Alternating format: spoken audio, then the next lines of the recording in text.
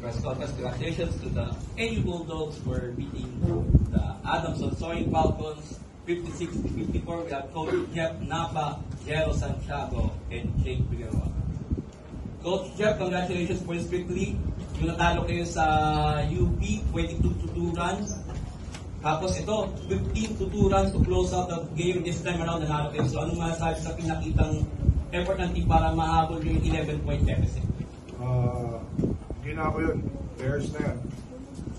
So, yun lang. Credit sa mga players.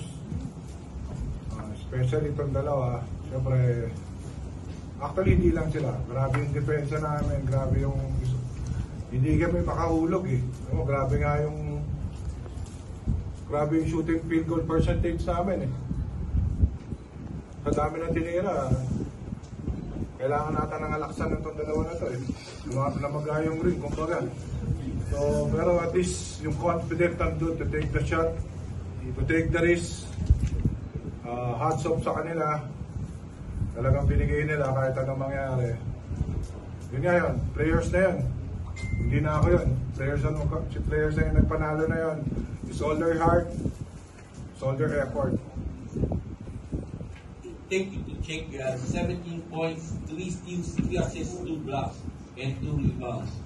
This time around, nanalo kayo na 11-0 run para mawala yung 41-50,000 nanalo kayo. So, ano yung masasabi nyo na, yun nga, sabi ni Coach, kayo na yung nagdala sa panalo nito? Angel lang siguro, kasi galing kami sa talo. So, gusto namin ipakita na, yun nga, magbabounce back kami ng hard. So, ayun, nung fourth quarter, binigay na sa akin ng bola ng mga teammates ko sa loob. So, luckily, nakaka-convert naman kami pag crucial moments na sa akin. Thank you. In general, you have 9 points, 1 rebound, 1 steal. Yun nga, struggling ka itong laro ito sa offensa, but you made the crucial shots for another. So, ano masasabi mo na hindi kayo bumitaw hanggang sa dulo?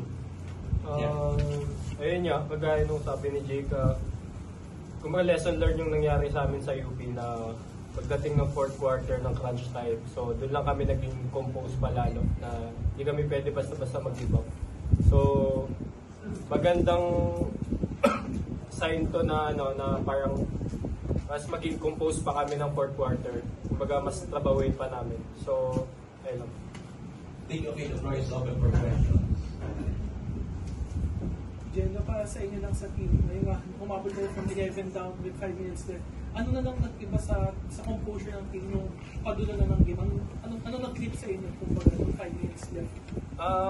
Siguro, ayun, kagaya nga na sinabi ko kanina, lesson learned sa amin yung pagkatalo namin sa UP na lamang kami pagdating ng fourth quarter kami. So, yun yung pinag-usapan namin ng mga nakaraan na hindi na pwedeng maulit yun. So, talagang pagdating ng crucial moment, talagang hindi kami pwede magparatel. Jake, para sa'yo last week, ikaw nag-shoot ng go ahead against UST ngayon. Same situation, ikaw nag-deliver the clutch.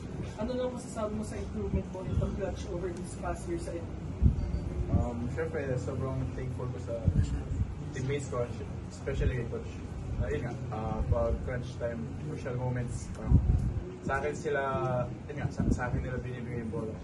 So, syempre, yun din yung need to improve as a player ko, as a character. So, kahit pa paano naman, shoot ko, yun nga, na nasusuklihan ko yung mga ginawa sa akin ni Coach Jeff.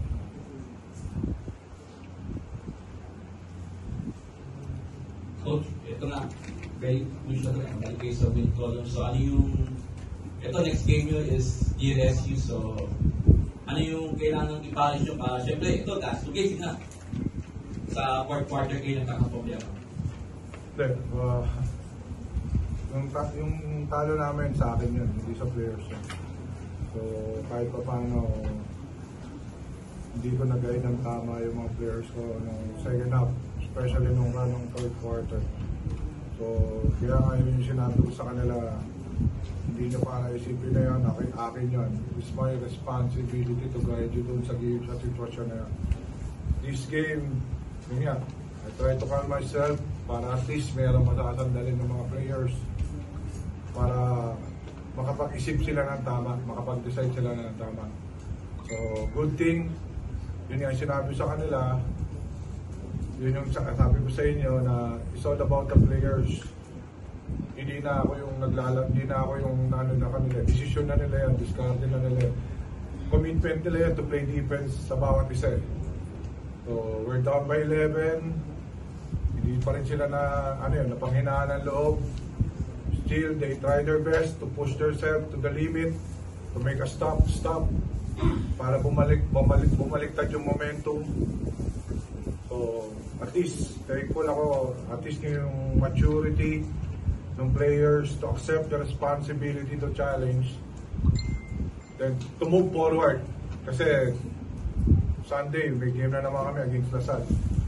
Another, contender teams. So, hindi kami pwede magpahinga, hindi kami pwede magpabaya. We have to prepare.